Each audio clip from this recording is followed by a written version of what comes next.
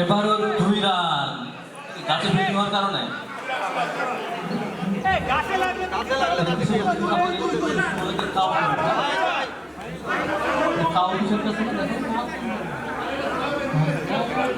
আচ্ছা এটা মিড অফের উপর দিয়ে সোজা মাঠের বাইরে যাচ্ছিল পরবর্তী বল বলা সুন্দর বল কিন্তু না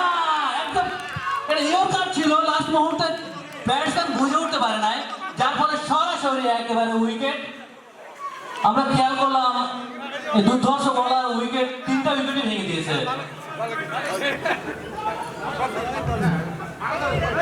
ফলে প্রথম উইকেটের পতন প্রথম উইকেটের পতন